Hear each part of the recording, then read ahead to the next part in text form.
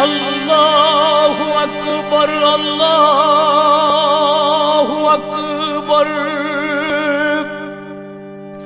அல்லாஹு அக்பர் அல்லாஹு அக்பர்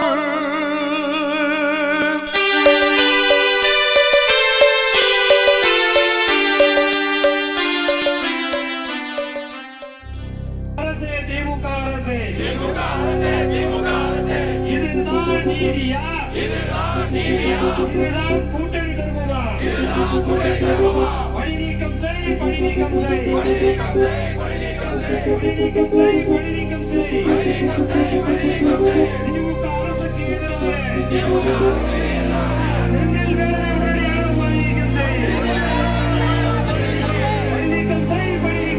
பணி நீக்கம் செய் பணி நீக்கம் செய்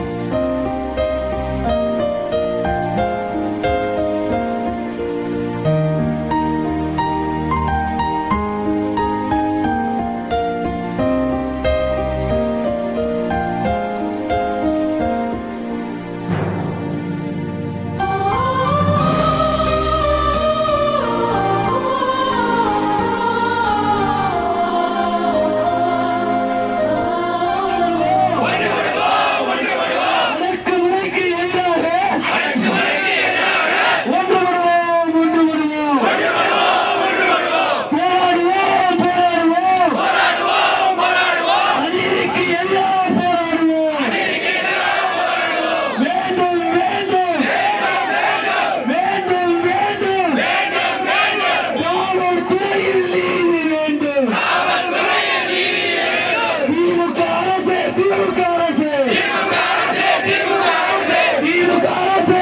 மக்களை மரியாதை எஸ்பி செந்தில் வேலை பணி நீக்கம் செய் பணி நீக்கம் செய் பணி நீக்கம் செய் பணி நீக்கம் செய் பணி நீக்கம் செய் நீதிக்கு எதிரான எஸ்பியை பணி நீக்கம் செய் நீதிக்கு எதிரான பணி நீக்கம் செய் அஞ்ச மாட்டோம் அஞ்ச மாட்டோம் அஞ்ச மாட்டோம் 1000 வழக்குகள் போட்டாலும் அஞ்ச மாட்டோம் பொய் வழக்குக்கு ஒடுங்க மாட்டோம்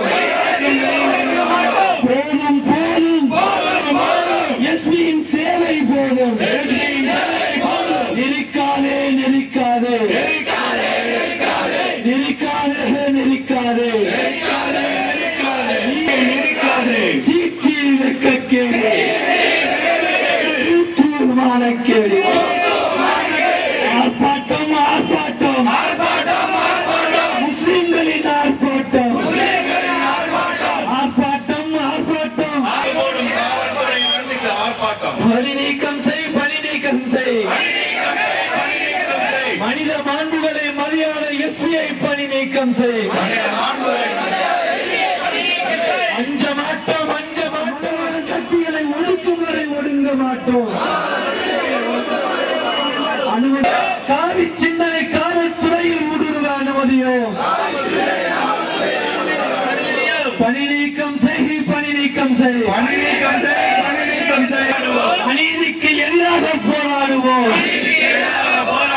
போராடுவோம் அநீதிக்கு எதிராக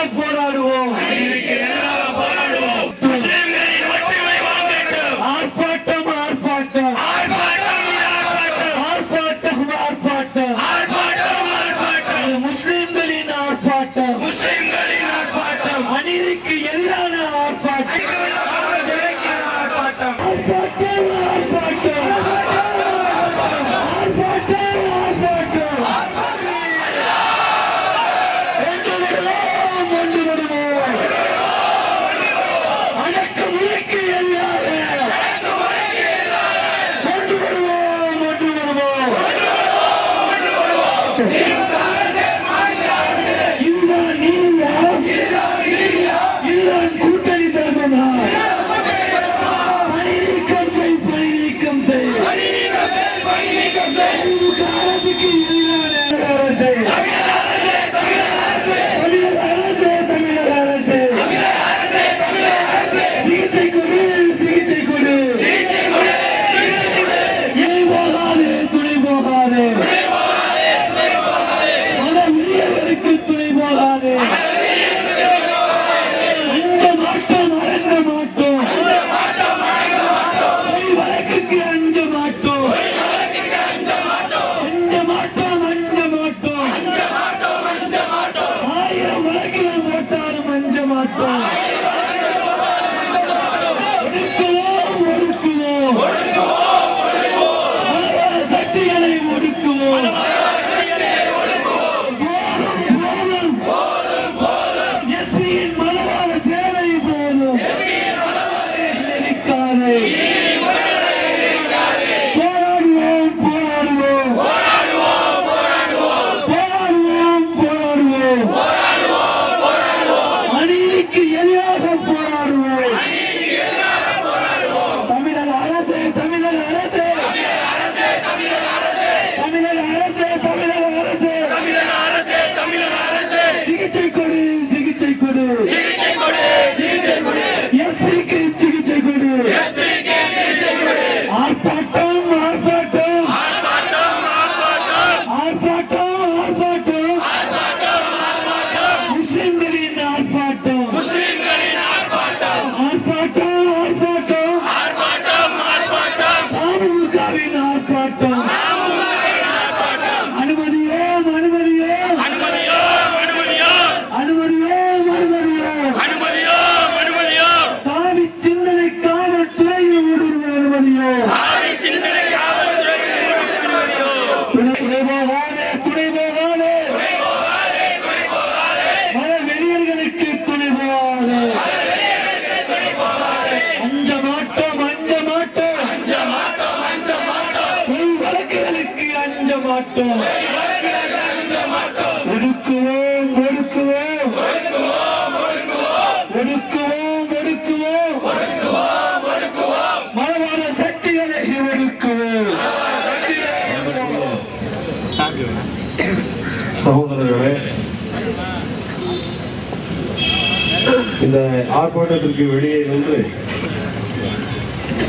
எங்களுடைய செயல்பாடுகளை கண்காணித்துக் கொண்டிருக்கின்ற அனைத்து சமுதாய நண்பர்களே, உங்கள் அனைவரின் மீதும் ஏக இறைவனின் சாந்தியும் சமாதானமும் என்றென்றும் நின்று நிலவட்டமாக இந்த பிரார்த்தனை புரிந்தவராக தோன்றுகிறேன். 2 விஷயம் தான், ரொம்ப பேசுறதுக்கு ஒண்ணுமே இல்லை. பேச வேண்டிய விஷயம் 2 விஷயம் தான். இன்னைக்கு தேதி என்ன சொல்லுங்க? நீ தேதி என்னமா? நீ தேதி என்ன? மாசா வருஷா? இதுலதான் பிரச்சனை. பிரச்சனை வேற எங்கேயுமே இல்லை, இதுல மட்டும்தான் பிரச்சனை. எஸ்பி என்ன கேட்டிருக்காருன்னு கேட்டா, இது 1947க்கு முன்னாடி இருக்கிறதாக அவரு கணக்கில் வச்சுக்கிட்டு இருக்காரு. நம்ம கோஷம் போடும்போது விஷயம் சொல்ல முடியா? சிகிச்சை கொடு, சிகிச்சை கொடு. செலக்டிவ் அம்னீசியா மாதிரி சில வியாதிகள் உண்டு. வாழ்கின்ற காலம் எந்த காலம் என்பதை உணராக வாழக்கூடிய சூழ்நிலை. எஸ்பி அப்படித்தான் இருக்காருன்னு நினைக்கிறான். 47க்கு முன்னாடி அவருடைய சிந்தனை அப்படி நின்று வச்சு 2009 வாழ்க்கை சிந்தனை அவருக்கு இல்லை. இது முதல் விஷயம். 2வது இன்னொரு விஷயம் கேட்டீங்கன்னா, இங்க இருக்கிறவட பூரா பைத்தியக்கார பையன் வச்சுட்டு கிடைக்க. இங்க இருக்கிறவட பூரா பைத்தியக்கார பையன் வச்சுட்டு கிடைக்க. இவரு இப்ப நம்ம நோட்டீஸ்ல போடுறோம் பத்தியா? நோட்டீஸ்ல போட்டோம்ல, நான் பேசும்போது கேட்டா பதில் சொல்லுங்க. நம்ம நோட்டீஸ் வெளியில உள்ள யார்த்தையுமே நான் பேசல, நான் உங்கள்கிட்ட பேச விரும்பல. வெளியில் நிற்கிற போலீஸ்டையோ மற்றவங்கள்ட்டயோ நம்ம பேச விரும்பல. நான் பேச விரும்புறதெல்லாம் உள்ள வந்து நிக்கிற பத்தியா? உள்ள வந்து நிக்கிறவங்க கூட நான் பேசுறேன். நம்ம நோட்டீஸ்ல இந்த தேதியில இந்த எஃப்ஐஆர், இந்த தேதியில இந்த எஃப்ஐஆர் வரிசையா போட்டுட்டு வந்துடும். போட்டுக்க முடியா? நம்ம இது மட்டும் இல்ல எஃப்ஐஆர், இது மாதிரி இவர் மாவட்ட கண்காணிப்பாளராக பதவியேற்றதற்கு பிறகு ஒவ்வொரு ஊர்லயும் அரசாங்கத்துக்கும் சரி உளவுத்துறைக்கும் சரி சவாலாவே சொல்றான். ஒவ்வொரு ஊர பொருளையும் முஸ்லிம்கள் வாழக்கூடிய ஊர்களில் இருக்கக்கூடிய காவல் நிலையங்கள்ல இருக்கக்கூடிய அந்த GSR general service record GSR ஒரு ஃபைல் இருக்கு, அதனாலும் சரி எஃப்ஐஆர்னாலும் சரி ரெண்டையும் எடுத்து வரிசைப்படுத்த சொல்லுங்க, ஆய்வு செஞ்சு பாருங்க. அதிகமாக முஸ்லிம்கள் மீது வழக்கு போடப்பட்டிருக்கு. ஒவ்வொரு போலீஸ் ஸ்டேஷன்லையும் ராமநாதபுரம் மாவட்டத்தில் இருக்கக்கூடிய ஒவ்வொரு காவல் நிலையங்களிலேயும் எங்கெங்கெல்லாம் முஸ்லிம்கள் இருக்கிறார்களோ அங்கெல்லாம் வழக்கு போடப்படும்.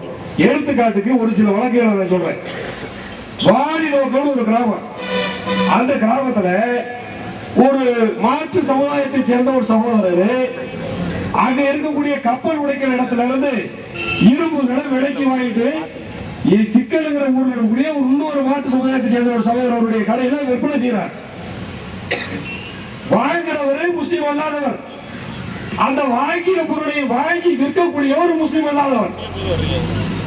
ஆனால் அப்படி வாங்கப்பட்ட பொருளை வாடகைக்கு எடுக்கப்பட்ட ஒரு ஆட்டோல நம்ம சகோதரன் ஒருத்தன் அந்த ஆட்டோல அந்த பொருளை ஏற்றிக்கிட்டு வாடி நோக்கத்திலிருந்து சிக்கனுக்கு கொண்டு வர்றான். வழக்கு யார் மேல? வழக்கு யார் மேல? ஆட்டோ டிரைவர் மேல. ஏன்னா அந்த ஸ்டேஷன்ல இருந்த இன்ஸ்பெக்டர் அந்த பொருளை வாங்கினவனு அந்த வாங்கிய பொருளை வாங்கி விற்கக்கூடியவனு இந்த மாவட்ட காவல்துறை கண்காணிப்பாளர் ஒரே ஜாதியா இருக்கு. புரிஞ்சவங்களுக்கு எல்லாரும் ஒரே ஜாதியா இருக்கு. இது ஒரு வழக்கு. இன்னொரு வழக்கு, ஒரு காவல் நிலையத்திற்கு சொந்தமான ஒரு பொருள் ரோட்ல கிடக்கு. காவல் நிலையத்துக்கு சொந்தமான பொருள் ரோட்ல கிடக்கலாமா? உடல் குற்றவாளி யார் இதுல? காவல்துறை. ரோட்ல கிடக்கிற பொருளை எடுத்து நம்ம பையன், ஒரு சின்ன பையன், ஒரு மைனர், அவன் எடுத்து ஒரு கடை கிட்ட வச்சுட்டு போயிடறான். அந்த பையனுடைய தகப்பனார் பெரிய நீதி நேர்மையான ஆளுக்கு. நம்ம ஆளுகிட்ட இருக்கிற ஒரு பெரிய பிரச்சனையே இதுதான். ரொம்ப நீதி நேர்மையான ஆளு. போலீஸ் ஸ்டேஷன்ல போய், ஐயா போலீஸ் ஸ்டேஷனுடைய பொருள் ரோட்ல கிடக்கு, என் பையன் எடுத்து வச்சிருக்கிறான், நீ அதை வாங்கிட்டு போங்கன்னு போய் போலீஸ்காரன் கூட்டிட்டு வந்து பொருள் எடுத்து கையில் கொடுத்துறாரு. பொருள் எடுத்து கையில கொடுத்துறாரு. இப்ப வழக்கு யார் பேர? அந்த பொருளை யாரு எடுத்து பத்தாம வச்சாலும் அவன் மேல திருட்டு வழக்கு. பையன் மைனர், பையன் மைனர். கேஸ் போட்ட இன்ஸ்பெக்டர் எஸ்பி ஒரே ஜாதி. கேஸ் போட்ட இன்ஸ்பெக்டர் எஸ்பி ஒரே ஜாதி. இது எக்ஸாம்பிள் தான் சொல்லி இருக்கிறேன். இந்த மாதிரி வழக்குகள் ராமநாதபுரம் மாவட்டத்தில் முஸ்லிம்கள் வாழக்கூடிய பெரும்பாலான காவல் நிலையங்கள்ல முஸ்லிம்கள் மீது போடப்பட்ட வழக்குகள் எக்கச்சக்கமா இருக்கு. என்னடான்னு கேட்டா, பையனுக்கு 16 வயசு. பையனுக்கு வயசு என்ன? 16 வயசு. எஃப்ஐஆர்ல போட்டுக்கிற வயசு என்ன? 23. எஃப்ஐஆர்ல போட்டுக்கிற வயசு 23. தூரமா உட்கார்ந்து பார்த்து மேஜிஸ்ட்ரேட் பையனுக்கு வயசு கம்மியா இருக்கு, இதை வேற ஏதாவது கேஸ்ல கூட்டிட்டு வந்துட்டான், போலீஸ் அடி வெளியில நின்று சொல்லிட்டு பையனை கூட்டி விசாரிச்சு போலீஸ் கூட்டி சட்டம் போட்டு எஃப்ஐஆர் திருப்பி சரி பண்ணாங்க. மெண்டல் ப்ரோக்ராம் அப்படின்னு சொல்லிட்டு அரசாங்கத்துல இருந்து விளம்பரம் பார்த்துருக்கீங்க. நீங்க பார்த்துருக்கீங்களா? டிவியில விளம்பரம் போடுறாங்க. ஒரு ஆளை கூப்பிட்டுப்பாங்க, அவனுக்கு தலையில ஒரு விழிவு விடு, கண்டத்துல ஒரு விழிவு விடு. விளம்பரம் பார்த்துருக்கீங்களா டிவியில? இந்த விளம்பரம் எதுக்குன்னு கேட்டீங்கன்னா, இந்தியாவில் இந்த மாதிரி பைத்தியக்கார பயிர்களுக்கு போனா அரசாங்கமே இலவசமா வைத்தியம் பார்க்குது. யார் வைத்தியம் பார்க்கறது? அரசாங்கமே இலவசமா வைத்தியம் பார்க்குது. இந்த வைத்தியத்தை முதல்ல எய்ட்ஸ் கட்டுப்பாட்டை பற்றி காவல்துறையில் ஆய்வு செய்தது. அவங்க அங்கே வந்து ஒரு 5000 பேருக்கு மேல எய்ட்ஸ் இருக்குன்னு கண்டுபிடிச்சாங்க. அதுக்கு பிறகு உள்ளேயே எய்ட்ஸ் கட்டுப்பாடு மற்றும் காவல்துறை இணைந்து நடத்தக்கூடிய முகாம்களை நடத்தி ஒரு மாதிரியான ஒரு கட்டுக்கோப்புல கொண்டு வந்துட்டு இருக்கிறாங்க. இப்போ அதை விடவும் இந்த மாதிரி பைத்தியக்காரனுக்கு வைத்தியம் பார்க்கக்கூடிய இந்த புரோகிராம்களை, இந்த நேஷனல் மென்டல் புரோகிராம முதல்ல எங்க கொண்டு வரணும்? இவ்வளவுதான் விஷயம். இவ்வளவுதான் விஷயம். மூணாவது, காவல்துறையை சார்ந்தவர்களுக்கு நான் எல்லாரையும் சொல்லல. ஏன்னா நம்ம ஊர்ல இருக்கக்கூடிய போலீஸ் ஸ்டேஷன் இருக்கீங்களா, நம்ம ஊர்ல இருக்கிற போலீஸ் ஸ்டேஷன் இருக்கீங்களா, அங்க இருக்கிற அதிகாரிகளே நம்மளோட சொல்றாங்க, என்ன செய்ய சொல்றீங்க? அந்த ஆள் எங்களை இந்த மாதிரி பண்ண சொல்றாரு, நாங்க என்ன செய்யறது? எப்படி அந்த ஆள் இந்த மாதிரி பண்ண சொல்றாரு, நாங்க என்ன செய்யறது அப்படின்னு சொல்லிட்டு வருத்தப்பட்டு அவங்களை சொல்றாங்க. அதனால அந்த மாதிரி காவல்துறை அதிகாரிகளை பற்றி நம்ம எந்த குறையும் சொல்லல. ஆனா ஒரு சில காவலர்கள் இந்த எள்ளுன்னு சொன்னா எல்லையா வந்து சொல்லுவாங்க பத்தியா, இவங்க இந்த மாதிரி கேஸா இருக்கிறாங்க. அவர் கூப்பிட்டு ஒரு சின்ன விஷயம் சொன்னாருன்னா கூட இவர் ரொம்ப ஆட்டம் போடுறாங்க. இப்ப எப்படியா ரொம்ப ஆட்டம் போடுறாங்க. இது ஏதோ கொஞ்சம் அமைதியா சத்தம் இல்லாம இருக்கிறது வரைக்கும் உங்களுக்கு நல்லது, எங்களுக்கு நல்லது. இது உங்களுக்கு நல்லது, எங்களுக்கு நல்லது. சரிதானே? சரிதானே? சத்தம் கம்மியா இருக்குதா? சத்தம் கம்மியா இருக்குதா? ஆமா, இது உங்களுக்கு நல்லது, எங்களுக்கு நல்லது. ஏப்பா எல்லாத்தையும் பார்த்து தாயா வந்து நிக்கிறாங்க. எல்லாத்தையும் பார்த்து தான் வந்து நிக்கிறாங்க. நீ என்ன செஞ்சிட போற? என்ன செஞ்சிட போற? போன முறை இதே மாதிரி அந்த இடத்துல வந்து தான் கேட்டேன். போன முறை ஏன் உடைய கையை தூக்க சொல்றது தப்பாமியா? உடைய கையை தூக்க போயிடாரு. இப்படி கையை தூக்க சொல்றது தப்பா? கையை தூக்க சொல்றது தப்பா? கையை நீட்டி காசு வாங்குறது தப்பு. கையை நீட்டி காசு வாங்குறீங்களே, அடுத்தவங்களுடைய உழைப்பை உறிஞ்சக்கூடிய லஞ்சம் இந்த நாட்டிலே இருக்கக்கூடிய அதிகம்.